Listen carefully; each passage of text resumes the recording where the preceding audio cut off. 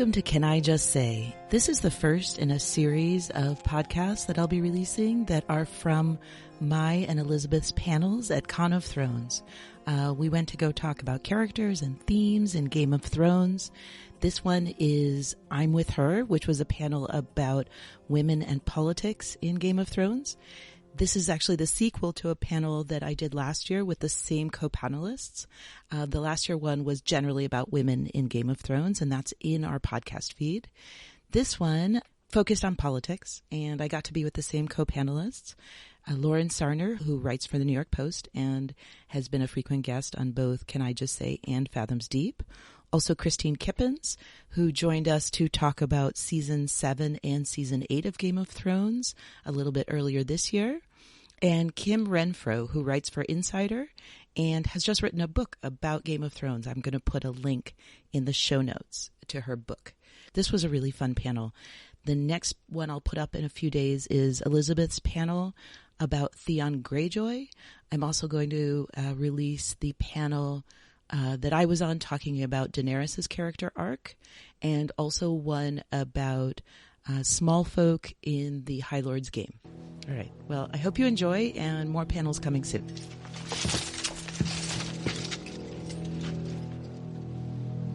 Move aside, sir. Order your man to step aside, or there will be violence.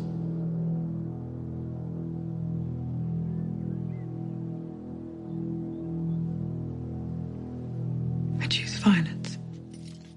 All right, everyone, the clock has officially struck 2:20, so let's get this panel started. Hi, everyone. My name is Christine Kippens, and welcome to #I'm With Her, Westerosi Women in Politics, which just happens to be a continuation of last year's Queendom of Thrones panel. Just to give us a sense, how many of y'all, by show of hands, came to our panel last year?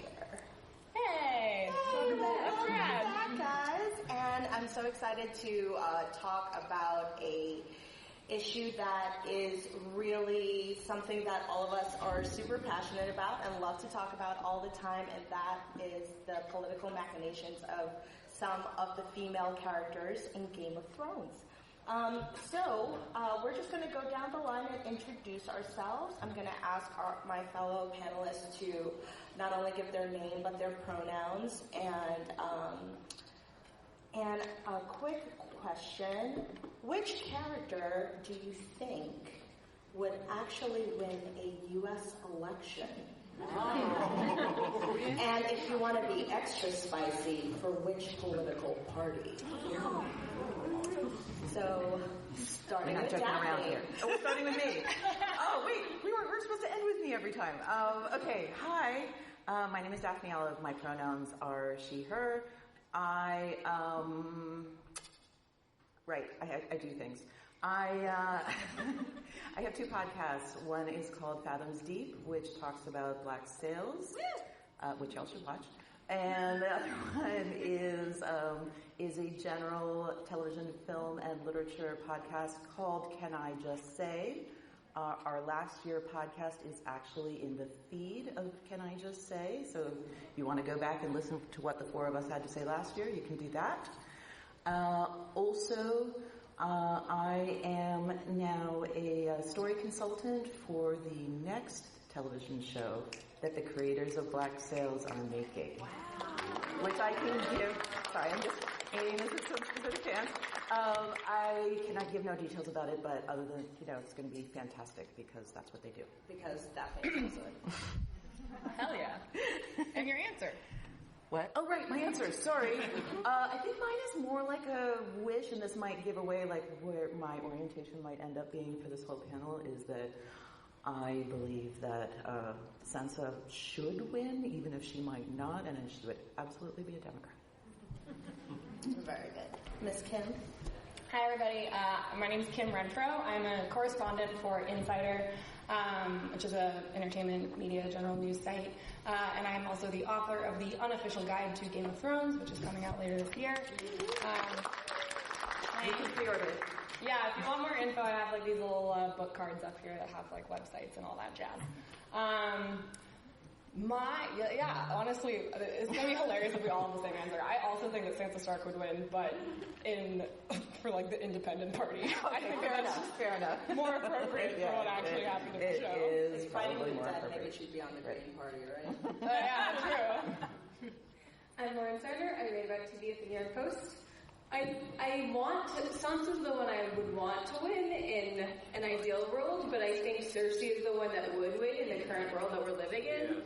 And I see her as like, she'd be like a Jill Stein style agent of chaos who just kind of swoops in and screws things up and makes some people mad and riles some people up. Well, I agree with you almost 100%. I think Cersei would definitely be the first one to be the first female president of the United States. But my heart is telling me that she's a Republican. Oh, and I forgot. My pronouns are she, her. Oh yeah, mine are as well. And I'm also losing my voice, so I'm so sorry. It's been a fun weekend. So let's get into it. By show's end, we've had 3 queens on the show, on the continent, who rule outright. They're not queen consorts. And those characters are Cersei, Daenerys, and albeit briefly, and Sansa Stark. She's been elevated to queen of the world. Okay. And while we never get to spend much time, or any time really, with Queen Daenerys and Queen Sansa, the show has given us great insight as to how these 3 women would rule. So how would you each describe, these women's leadership style and how it evolved over time? And maybe just start with one. Lauren, if you want to maybe start with one character, and we could each chime in, and then Kim, you could take the next. Sure. Can I just make one request first? Sure. I think that we all have, Kim probably both. I think this might be a good time for us to say kind of which is influencing us more in our answers, book or show. Oh. I think that would be a good differentiation to make for a second. I would say it's always tough for me to separate, so I have read all of the books multiple times, and it can get tough to separate, what I feel about the characters based on the books with how they're being reflected in the show, but I think that I will be talking primarily about, the events of the show that we saw unfold, especially since we're talking about, the end that we don't have in the books. No, but I'm same for me. Hope and optimism. So yeah, I think that we're all show leaning right now. Okay. Yeah. Okay. I'm going to go with my girl Cersei again and say that her leadership style is very much I choose violence, that iconic line of hers. By any means necessary, she will have power. She is not looking to use it in a benevolent way. She is looking just to look out for her own, herself, not for the people at all. Mm-hmm. And I don't think that ever really changes. I think that actually she's quite a consistent character. What changes is the circumstances around her, and how her family kind of falls apart. But and how she responds to that, and how she responds to the threat of Daenerys. But other than that, she's quite consistent. I actually think that she changed a little bit just in that, and it did have to do with her circumstances, but I think that Cersei's evolution was how overt she was being about her intentions. In the first season, it's really fun to kind of especially rewatching, it's fun to watch Cersei playing the game behind closed doors most of the time, and all of her machinations, but as she starts losing people, especially with Joffrey and Tywin, she starts kind of not giving a fuck anymore about people knowing what she's up to.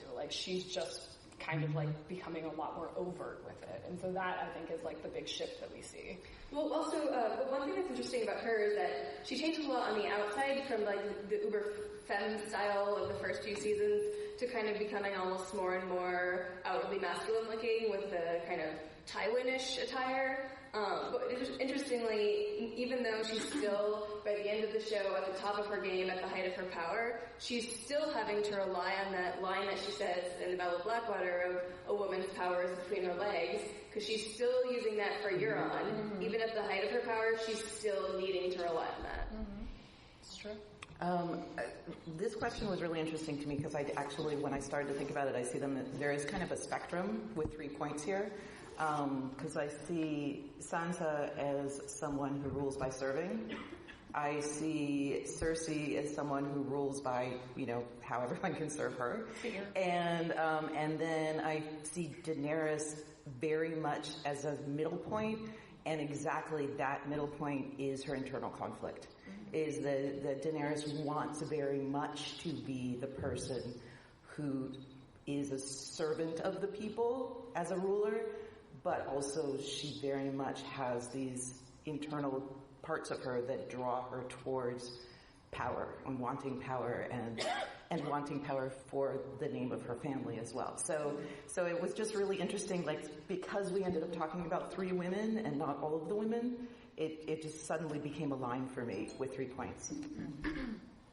Kim, maybe you want to delve into Sansa Stark a little bit? Yeah, I love Sansa's journey on Game of Thrones, and I'm, especially with Sansa, when I first read the books, I was one of those people that found her really obnoxious, and now I'm kind of ashamed that I ever once thought that about her. I think a lot of us are, and we're supposed to be. Yeah, well, it truly is kind of internalized misogyny thing, where I was like, ugh, why is she being just so bad about just wanting the boys, and Arya's so badass, and why can't she just be more like Arya? But I think that when you really look at it, the way that Sansa evolves has everything to do with the way that she was raised, it's interesting that we didn't really see her childhood, and now we're not going to see her queendom, but we get the middle part, which is really important. And she was specifically raised as the eldest daughter of a highborn family. And when you are the oldest daughter, your entire purpose is to be married to someone else from a great house and have babies and continue that person's family name. And so I think her leadership style gets born out of her change and understanding that she has a bigger purpose in life than just being somebody's pawn. And I think that by the end we see that she is really trying to take care of the people, and she's trying to basically do the opposite of what all of her tormentors were doing her entire life. So it's her education and leadership was don't do that, I'm going to be more of me. And she's Sansa, and she's awesome. So I love Sansa now. And I'm so sorry, everyone in the world, that I ever once said anything bad about Sansa Stark. I take it all back. Well, I think you are in a community of people who feel the same way, and I'm a member. I think that's a great segue into the next question.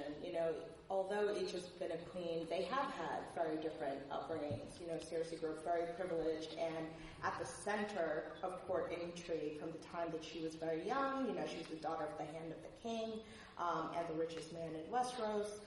Dany grew up an orphaned refugee across the narrow sea with an abusive brother, and really only hearing about tales of her native land. And Sansa grew up fairly sheltered and in a big, loving family far, far away from the center of politics. So how did each of their individual upbringings influence both their motivation to rule and their leadership style? Whoever wants to go first. I think, for Cersei and Sansa, I think it very heavily depends on their parents. For Cersei, obviously, Tywin. For Sansa, both of her parents. So it makes a huge difference, their parents' attitudes about the world. Tywin's very kind of cold, not loving, pragmatic style versus the Starks' almost a little bit too naive style, which contributes to Sansa's naivete over the course of her journey. What do you think? Yeah, that word sheltered is really what's so important with Sansa, is that her parents weren't, everyone who blames Sansa for Ned's death, I'm she wouldn't have done what she did if Ned had told her any sort of truth about what was actually happening. He has a really important conversation with Arya about we're in a dangerous place and we have to protect each other. We never see any sort of moment with that with Sansa, and he knows that she's in the grips of Joffrey and Cersei in a way, and so she just didn't have all the information that she the lack of information that she had about exactly what was happening and what kind of a place King's Landing was and what the different familial relationships were is what contributed to her winding up in that position. And so absolutely her entire upbringing was what affected her entire storyline. And so with Daenerys it's interesting because she does not have parental figures. She has Viserys, who is her brother. He physically and emotionally abuses her. She spent most of her life thinking that she was going to marry him one day because that's what the Targaryens did, and he never really told her otherwise until like the night before Khal Drogo turns up, and then she's sold into sex slavery, basically. Just, bleakness all around. And so for Dany, I think like because she never really had like a safe or like loving mentorship, she's really on her own. And I think that that's where, like you said, all of her internal conflict comes from, trying to live up to this family name that she had heard so much about, but the person that she was hearing it from was abusive. Well, and I think it's really interesting also in this rewatch, because I also did a Daenerys panel and also this, I spent a lot of time thinking about her.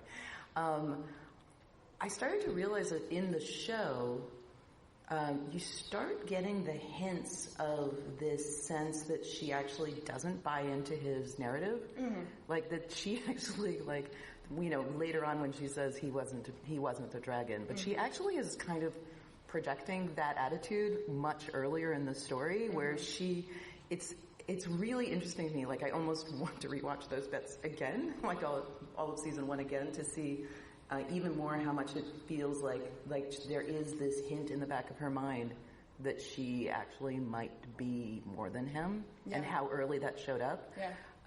So that's really interesting to me. The other thing that's interesting to me is that it's almost like she grew up with the ghost of a legend. Like, she grew up with a story in a way that the like each one of them grew up with a story, but she grew up with a story basically as what she has as family.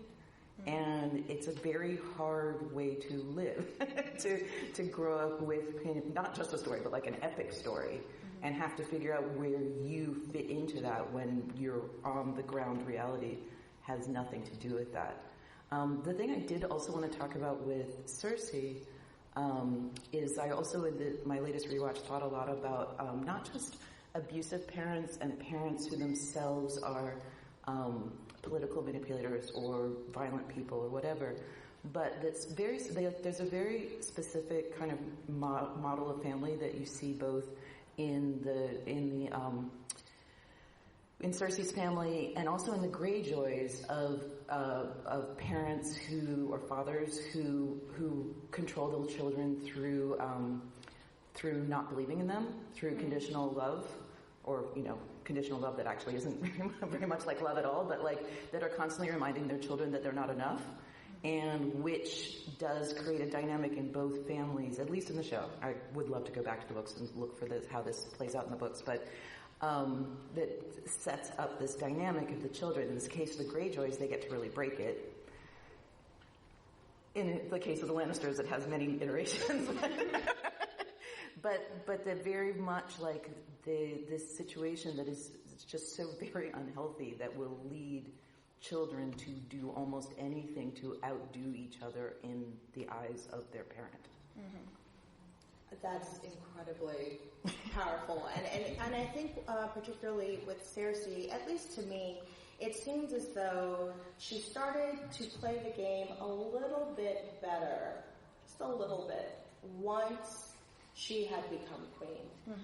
All of a sudden, her decisions were quite remarkable. She was surprising me, at least, at every turn when Euron went to go pick up the Golden Company. I was like, wait, what? Like, how did I just get hoodwinked by Cersei? Because every other time you could see her mistake coming a million miles ahead, and she could not, because she was blinded so much by her hubris, but I think also her desire, her intense desire to prove to her father that she was the smartest Lannister, she was the most capable, she was the most like him.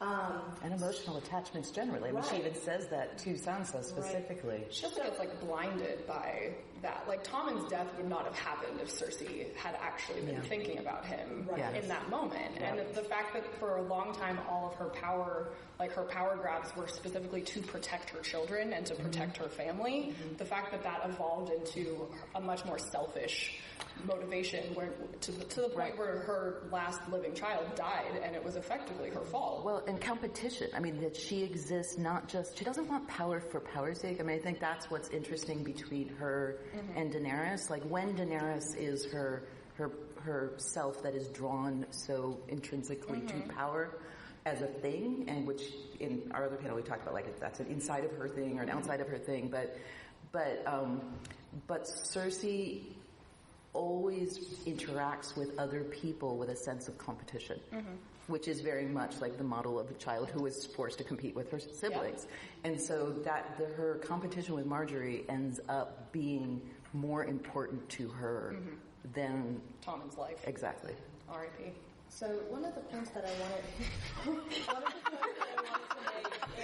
Wow, R.I.P. so many people. in bringing up Tywin and Cersei's need for this approval is that it seems like, at least for Sansa and Cersei, the more they moved away from their original teachings, the better they got. Or at least, took the more effective they got. Right, the more effective they got. The more that they learned from others, that they learned, Cersei and Jaime learned from moves from the Starks in order to take Highgarden. Sansa's constantly telling Jon, you need to be smarter than Father, you need to be smarter than Ra. And she is bringing all of the things that she learned from being with Cersei and being with Littlefinger to the table. So we see that at least with these two women, neither one of their parents got it right. But they each got to go a little bit further, I think, in going up the political ladder by learning from those around them, instead of staying completely Lannister-esque, completely Stark-esque. So I thought that they each had a nice combination. I think going back to Daphne's point, about Daenerys not really having family, that it's really a story that she's tied to. It makes it so much harder for her to... The people that she's learning from, actually, are people who are not from Westeros. For the most part, yeah. Right? So she's not tied, she's not completely anchored by this Westerosi way of thinking, so that when she comes over, it's just a little bit harder for her to kind of connect with everyone and then politically fit in. I think it's... To your point, what's interesting to me is that for all three women, it goes further than their parents, but also kind of becomes cyclical and comes back around. Like, both Cersei and Tywin, their moves to supposedly protect the interests of House Lannister led to its downfall. So he did that, and she did that. Sansa, many people were commenting she's never looked more like her mother than she did in the final season. And even Daenerys, whatever your opinions are on her storyline, it definitely went into the territory of her father or of House Targaryen. Whether or not you think it's fair to use the word mad, the creators certainly did in their little inside the episode things. So they certainly wrote it to fall into that tradition. So they did go farther, but they also kind of ultimately still fit into the legacy of their families. Yeah. Have you guys ever heard of the first kill the parents rule of literature? Anyone? Great. So I took one of my favorite classes I ever took in college was a children's literature course. I was just like, I just need to fill this, whatever. I learned a lot. You've probably noticed that in a lot of children's books, in every Disney movie, one or both of the kids' parents are dead or out of the picture, and it's kind of like a rule that got nicknamed. My professor nicknamed it first kill the parents, because in order to have, especially a young protagonist character go on any sort of adventure or get themselves into a hero's journey, their parents can't really be around, because if their parents are around, you have to then write in a reason why their parents are letting this dangerous thing happen to them. So a lot of authors just skip that step. I think we're going to do questions at the end. Yeah. So what George R. R. Martin does, which I think is brilliant, is back into the first kill the parents thing. So very especially with Daenerys and Sansa, because Cersei's older, so she doesn't quite fit into this children's literature thing. But both Sansa and Daenerys is much younger in the books. I think she's 12 in the first chapter. She turns 13 shortly afterwards. Her parents are already dead, and so we're already in the dangerous territory for her. She's already not being protected, and she's already on this hero's arc For Sansa, we watch as her parents are both taken from her, and like we get a much like longer like lead into her having to go onto that journey. And so I think it's just really cool that like we have both versions of the first kill the parents rule within A Song of Ice and Fire, because George R. R. Martin is so like layered and writing all of these things. And so for all the Stark kids, they go through this, but with Sansa and Dany, it's an interesting parallel. Yeah. I mean, and Cersei does lose her mother early on, which definitely influences her relationship with Tyrion. Absolutely. Helps her lose one of the most supportive people that she probably could have in helping her rule effectively. But yes, there are these similarities in their upbringings. And what are some of them that you spot in either their upbringing or their arc? But they're still very different. So then how do you account for these similarities and the differences in the way each of these women rule? I think it has a lot to do, we talked a lot about their parent figures, but also their friends or, people around them. Like, I think it's significant that Sansa, at least shows Sansa, is really the only one who gets to have female friends. Yes. Whether it's Shay or Marjorie. Marjorie actually probably is... I would say peer friends, right? Because Daenerys does bring in her handmaids kind of into her circle. Exactly, yeah. So maybe Shay was not the best example. Marjorie is a better example because Daenerys doesn't really have, a friend who's an equal like that, whereas Sansa does, and Cersei certainly doesn't, at least in the show. So I think that definitely influenced them, the degree to which they have female friends, other looks at what it means to wield power in this world as a woman. Like, the Tyrells teach Sansa so much about that. I think that's why it was especially powerful for the one scene that we get of Daenerys and Lady Olenna talking. It was so good, and it was so good for a reason, because we spent so long without her actually speaking to any other, like, women who had power in the way that she did. That was, there's like a few aspects of that were interesting to me. Like, there's... Each one of these women has people around them who advise, support, influence them. But if you look at them separately, each one, and part of this is age, but each one of them has a different relationship with kind of the cohort of people around them, and in terms of a power differential. So, like, season 1, Dany, right? She's a very vulnerable girl, but basically at the end of season 1. Anyone who is around her is actually in part worshiping her. And that's a huge part of her story, is that even though Jorah exists and to somewhat temper her and remind her of other things. Not a gentle soul. Right. But, okay, we don't need to get into Jorah. This is not the Jorah panel either. I have to say that in the Dany panel. I just don't really want to talk about it, but I'm talking about her. And so she is surrounded by people who have literally bowed down to her, not like in a bend the knee sort of way, but in a like, holy shit, maybe you're kind of a goddess sort of way. So there's just really only so much that anyone with that relationship to a person can actually influence them. And Cersei has a little bit of both because she has Tywin, but she, for the most part, certainly near the end, she is in that same position where anyone who would have stood up to her, like her brother, either of her brothers, is in his own way taken care of, and everyone else around her is someone who's just basically a yes person to this scary, scary lady. And Sansa's the only one that throughout the story we actually see her always, or most of the time, in a power differential where she is weaker than the people who are influencing her. And so I think that's a really interesting difference amongst them. The other thing is, since season 8, I got really onto this thing about like the division of people who face life and people who face death in the story overall. I got really into that with Arya.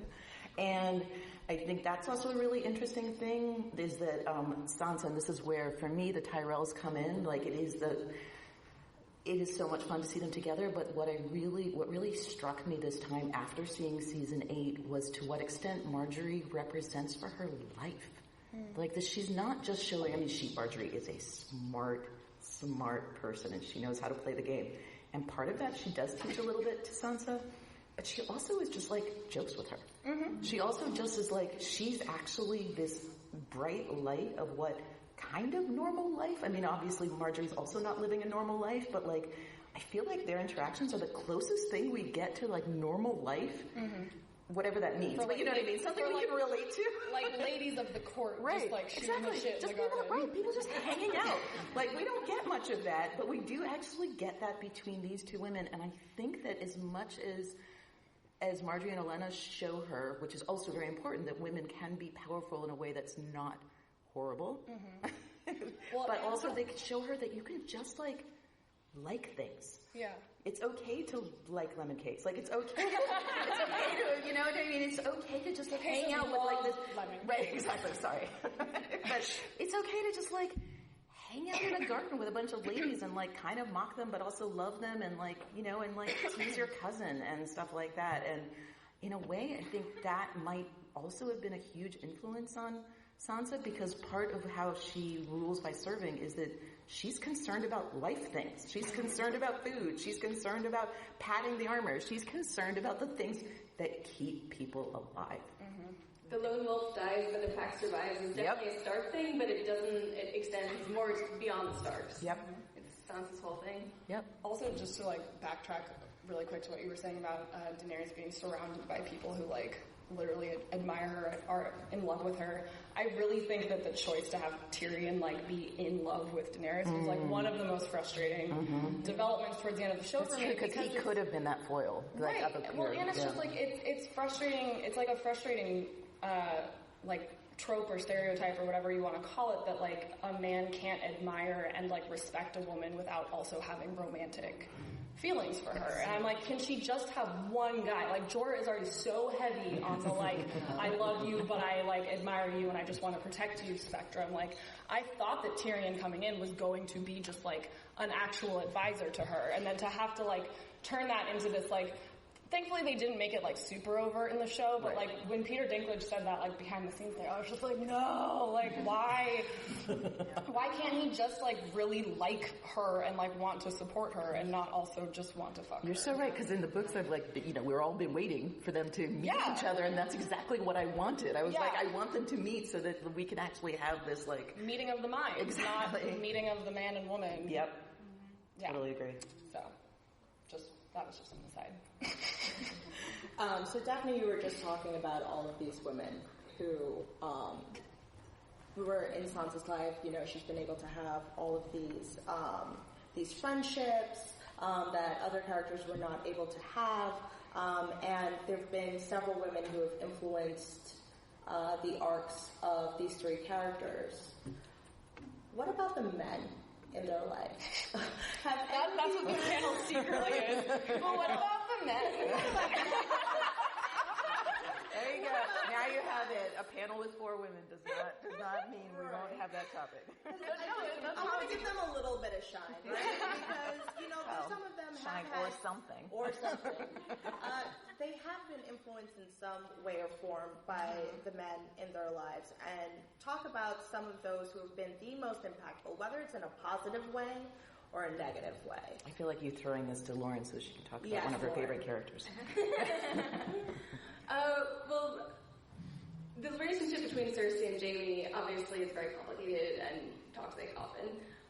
But later in the show, I mean, they do butt heads as he, of course, realizes that her methods of leadership are not what the realm needs, but he's kind of not, because of his love for her, he's not really able to stand up to her, you know, either forcefully enough or in time to really be that effective with regard to her leadership and checking her worst impulses. To contrast that with like Sansa and Jon, they butt heads a lot more because he's kind of less inclined to just, they're both less inclined to back down and just let each other kind of, you know, reign with whatever their leadership methods are. Because there's less trust there. There is love there, but of course it's a different kind of love.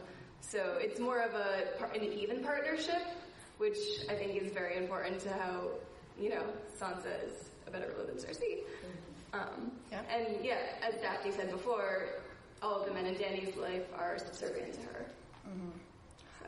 I think Sansa and the Hound is one of my favorite examples of this, because at a point in Sansa's life when like Ned is not telling her the truth about what King's Landing, like what's going on in King's Landing and what's actually going on, the Hound is the first person to like really try and break that visage for her. Like, he's the first person to tell her how the world actually works, and it's traumatic for her, and the way that he does it is problematic, you can say, but like I think that was like one of the first like really effective like messed up mentorship relationships that she ever had, was the Hound kind of stepping in to not only protect her but also to just be like, this is how this works, like this is how the world is, and the sooner that you figure that out, the better off you'll be, and she was for it.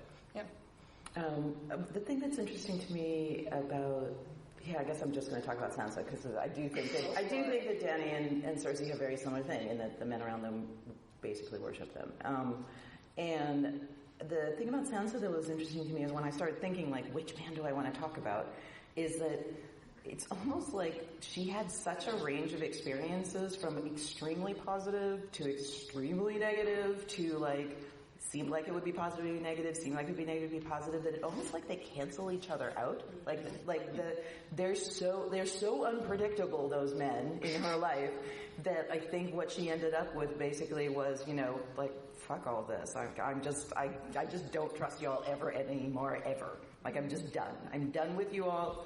And I think that's part of what helps her have, like, that combined with her interactions with Tyrells. Those two factors, when they come together, end up being what gives her the bravery to realize that she's actually the one who should be a ruler. That she can't trust, I think she probably came out of this whole thing assuming that she can't really trust anyone anytime, but I think in particular men. Mm-hmm. Even though she's had very positive and very negative experiences with women, it's not quite the same thing. Mm-hmm. I just want to go back to Dany for 1 second. I agree. Everyone in her life, all of the men in her life, ended up worshiping her, except for one, and that was her brother Viserys. Right. So very early on in her life, that was the man who influenced her the absolute most. That was her guardian, her big brother, her only family, and he abused the hell out of her. But the thing that I keep going back to in terms of why Dany was the person she was, I keep hearing the Beggar King over and over in my head, and that was the nickname that they had for Viserys, that he was the king with no throne and no home and always had to go begging for whatever he and Daenerys can get. And sometimes I think that she remembers that, and her thirst for accumulating power is to make sure that no one would ever call her the Beggar Queen. That makes a lot of sense. Well, that ties into like her desire for home, which is like, that's where that really, I think, and again with like her like internal conflict. So Daenerys, the thing that was like ultimately her downfall was partially this desire. She thought that going back to Westeros and reclaiming the throne would be her going home. That's like what she always thought. She kept saying, I want to go home, even though she never lived there. She was just born there. But that desire to not be Viserys and to have a home and to be loved by the people is at odds with her desire to get the Iron Throne, because you can't do that without war. Like, you can't do that and be beloved by all people. You're going to have to kill a lot of people, and you're going to have to take power in a violent way. That's just how this works. And so those two contradictions are part of what was really messing with her head, especially towards the end, as she got there and she realized that she was completely isolated and alone, and now she did feel like the fact that she was literally begging Jon not to tell anything, like that is like her at her lowest point. Like, she never thought that that was the position that she was going to be in, and absolutely that's what led to her ultimate decision and the choice to take power in the way that she did at the end. Well, and of course she also didn't take the time to get to know the people. Her idea of home was way too abstract. Like, I love the moment when Sansa and Theon hug, and then it pans to Daenerys' kind of what the fuck kind of expression. Yeah, no one has ever done that to Daenerys. Yeah. Well, and you kind of can't with a queen who's kind of a goddess and kind of a queen anyway. Like, where is the place for just like heartfelt hugging in that situation? Like Theon, like Daenerys was Theon's queen. Sansa was not his queen at that point, but like Sansa was his family, and Daenerys got to it, but she just never had family. And I think it's also like deeply ironic that at the point when she realizes that she has family right there in Jon, it's all you know. Well, it's another candle. It's all for the listeners of the podcast. That's waving hand signals. You are my queen. Yeah. Not you are my aunt, my lover, my family. But you are my queen. Yeah. You're my auntie. You're my auntie never. Yeah. So I want to make sure that we have time for questions. I'm going to ask our panelists for one fun question before we open it up to you guys. Give me a 2020 campaign slogan for each of you. Sansa's going to do like feeding the North since feeding the North since the year 138 AC or whatever. Do not go into politics PR. Oh, Christine's about to say the same to me.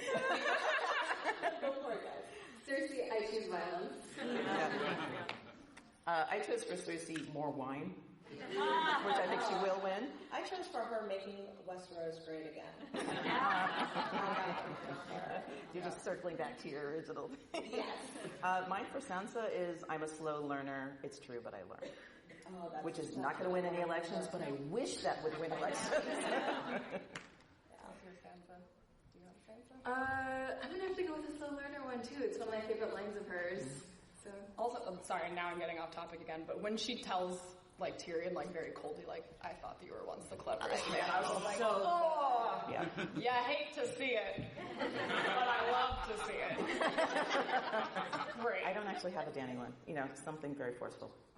Yeah, you're the pro at this, Christine. You're about to outshine us all. For me, Dany, I think it should be break the wheel. Yeah. I mean, that is her campaign slogan. That's her campaign slogan that she won't follow through on. They tell you you have to say a message 7 times before it resonates with anyone. Break the wheel was definitely said more than 7 times. Well, she also says Dracarys, so. I think that's her during the primary, but during the general. You can tell that one of us actually works in politics. During the general, I think it's let it be fear. Excellent. That's what she's moved on to. All right, guys, join us. Any questions, comments? You in the front. Well, all right. So I'm assuming if we had this mythical election, Cersei would definitely be like the Republican candidate, I think. But it seems to me that Marjorie, having been also queen, she would be the most politically savvy. She's an inspector. No question. She's a Democrat one good and a Republican one.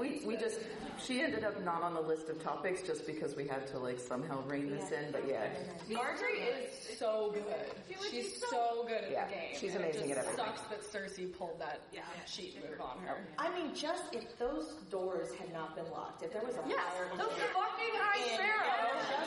If there was just a fire code, we would have had a very different story. Sometimes people need to die so that the story can go in the direction it needs to go.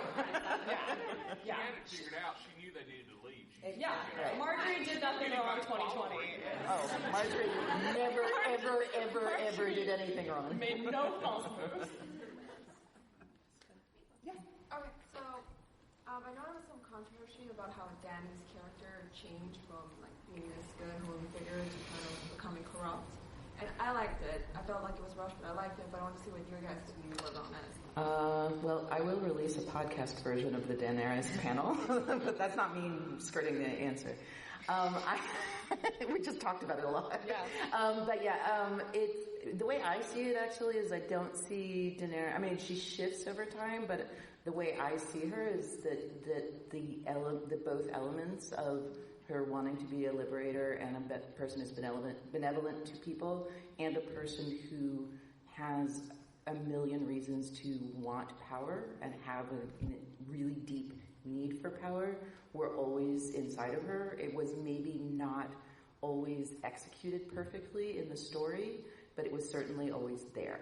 And so I don't actually see her whole arc as a particularly surprising one. For me personally, the only fault that they did in the storytelling was to take us out of her point of view at the very end of it.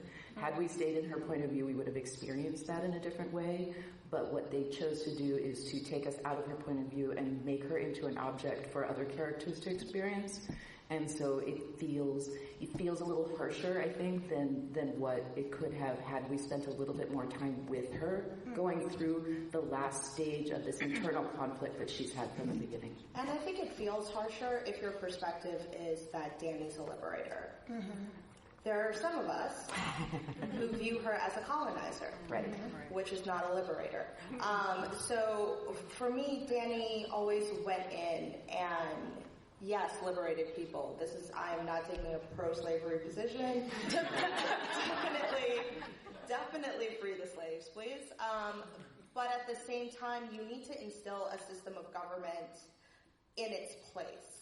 And for me, Dany was just about amassing power in any way that she can, and then moving on to the next thing so that she could amass even more power, not really thinking much about what's being left in her wake. Mm-hmm. So she can be, for some, the symbol of revolution, and at the same time to others, the symbol of oppression and disruption and chaos. And it all depends on where you are in her timeline and your perspective on her. So yeah, I never, not never, there were times I bought into the revolutionary side of Dany. But when I thought about what happened after the revolution. Right, she never asked anyone how they wanted to be ruled after she had conquered them. She's very imposing. Yeah. Yeah, for me, I always had like an interesting relationship to Daenerys from the start because something about her like never sat fully right with me. But again, to talk about like internalized misogyny, like I was worried that I was like not being a good feminist by like not loving Daenerys without question. But like her relationship to violence always left me kind of unsettled. Like. Again, and they specifically brought this up like with Tyrion being like, oh, she was always like directing it at bad men or like at people that had already wronged her first. So she had this sense that she was executing like a justice in the world. But I was always like, the response to someone doing something terrible to you isn't like do that terrible, like the eye for an eye method of justice. Like I don't really subscribe to that. I don't think that like. And it also frustrated me that the showrunners used the example of her reacting to Viserys' death as like the first sign that like this was a thing that was always there, because that reaction felt perfectly normal to me. I was like, yeah, of course, like watch your abusive brother die after he threatened to like cut your baby out of your belly. The real one that I think people don't talk enough about is the wine seller who tries to poison her. So there's like an attempted poisoning, which is, fucked up, but like he didn't carry out the crime, and he like attempted to do a crime, and the punishment was like literally dragging him naked on her horse until he fell down and died. And I'm like, whoa, that is I don't know, like, not like overreaction, it's just like, that's like a punishment that did not to me fit the crime. Like, sure, execute him, but don't like torture him to death and humiliate him. Like, I don't know. So yeah, I did, I'm in total agreement that it didn't surprise me, but I do wish that we had more time with it. Like, I think that they should have just, like, explained that a little more instead of, like, having it be a 3-episode. They did give us a pretty strong parallel between Cersei blowing up the South and Daenerys burning down But the difference is that Cersei's a villain and Daenerys is, in my eyes, a tragic hero. So she's someone who wants to be a hero. Cersei never wanted to be a hero. Yeah. And that's why it was so important for us to be in her point of view so that we could actually understand what's happening. The moment of Dany burning the cows was also still played as a moment of triumph, whereas Cersei burning the Sept was played as a horrific moment. So I also think it's where the narrative placed emphasis. And I do think there are flaws in that, like the narrative by season 6, if they knew that this was the end we were going to get, should have put more emphasis on that being an ominous moment. It was ominous to me because I'm like Kim in that Dany was just never really a character that resonated with me. But you do have to kind of dig to find that. It's not on the surface. On the surface, it was a woo moment. Yeah, she has an incredible arc. I mean, and it's received that way by the Dothraki because that's their culture. And by all the fans respond to power. Right. Yeah. Yes, more. Good question. Sorry, that just took like... Yeah, one of my favorite small scenes in Season 8 was the conversation between Dany and Sansa in The Night of the Seven Kingdoms, basically about power. Yeah. And I was curious to see what your response was to that scene and whether you agreed with one character or another or thought they did something wrong or right in that scene. I just love that Sansa like went for it. Yeah. Like her holding her ground. Yeah, like Daenerys is obviously like a very intimidating and powerful figure, and for them to have that sit down and like be reaching this sort of like mutual like, oh, like we are getting along, like this is fine, like they had this like sweet moment, and then for Sansa to like really decide to hold her ground. Yeah. I was impressed by the way that went, and I thought that was a great character moment for both of them. And of course, it became a meme with the "Can I speak to your supervisor" face? Right, yeah. Memes. Yes, we should just give you. We'll speak in memes for the last 2 minutes of this. Yeah, let's get David in. Elena Tyrell for Attorney General? Yes, no, or something else? Ooh. VP.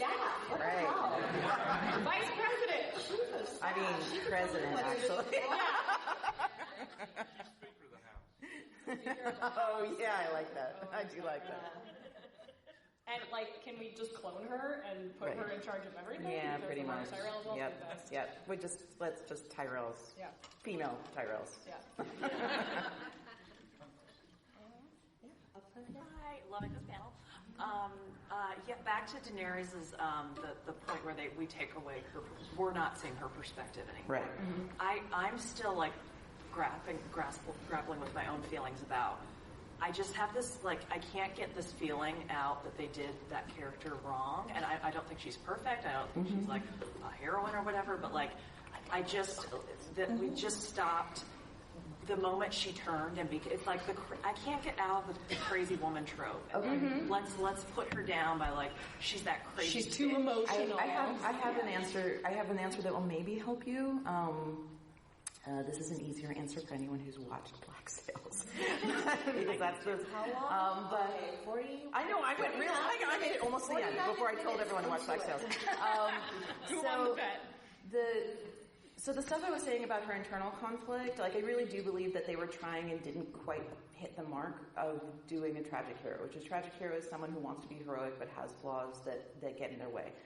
I'm going to do this really, oh God, we're done. Okay. Which is very, very human. We're all people who want to do good but have flaws that keep us from being our best selves all the time. And, again, this is a POV thing. Had we stayed with her and had they executed it really well, I think that the place of a tragic hero is actually one of great honor because it is a hero that represents both being heroic and really human and flawed. And it's a role that is very, very rarely given to a woman. So had it been done well, and generally the tragic hero falls at the end because they struggle to be good and they don't always succeed. Had that been done well with, allowing her to have really embody all that complexity and for us to stay with her to the end within her POV, not looking at her from outside, I think it would have been incredible. So yes, in a way I'm agreeing with you, they kind of did her wrong, but I do believe that they are actually trying to do something of great honor for her. They just a little messed up at the end in the execution. Yeah. So we're out of time, unfortunately, but I would love for our panelists to just tell everyone where they can find you on Twitter, on the interwebs, or wherever. My Twitter handle is just my name, @Lawrence Renner. I'm @Kim R. Renfro. My middle name's Rose. Now you all know that about me. And all my writing's on Insider.com. And again, you can buy my book if you want. Comes out in October. I'm @Daphne Olive on Twitter. DaphneOlive.com is my website. I'm Christine Hibbins. You can find me on Twitter and Instagram @KibbensK, and you can also find me on your Watch Begins podcast. Thanks so much for joining us.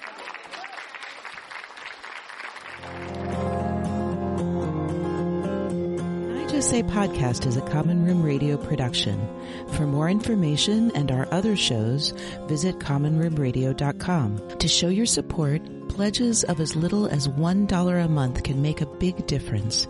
Visit patreon.com/commonroomradio to pledge support and access bonus features that are just for patrons. And join the conversation by using the hashtag CanIJustSay and follow us on Twitter @JustSayPodcast. We request that you keep your tweets respectful and positive, and you can always email us at podcast@commonroomradio.com. Thanks for listening.